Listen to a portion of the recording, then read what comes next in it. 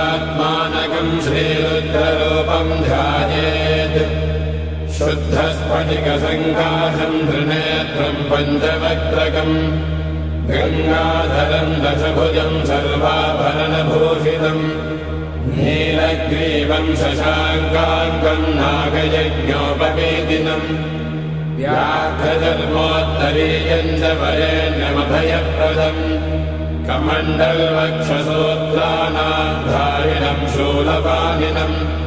ज्वलन्तम् पिङ्गलजटाशिखामद्योतधारिणम् वृषस्कन्धसमारूढम् उमादेहार्थधारिणम्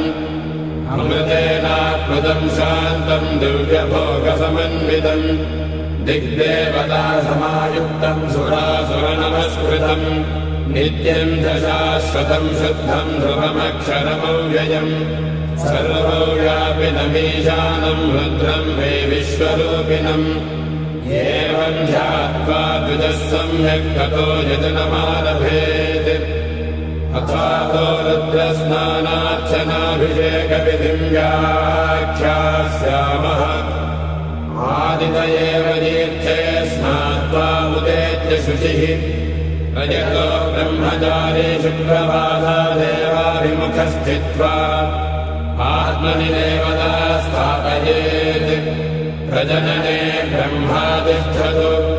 पादयोर्विष्णुस्तिष्ठतु हस्तयोर्हरस्तिष्ठतु बाह्वोरिन्द्रस्तिष्ठतु जठरे अग्निस्तिष्ठतु हृदये शिवस्तिष्ठतु कण्ठे वसवस्तिष्ठन्तु वक्त्रे सरस्वती तिष्ठतु नासिकयोर्वायुस्तिष्ठतु नयनयोस्कन्धादित्यो तिष्ठेताम् कर्णयोरश्विनौ तिष्ठेताम् ललाटे रुद्रास्तिष्ठन्तु मूर्ध्नादित्यास्तिष्ठन्तु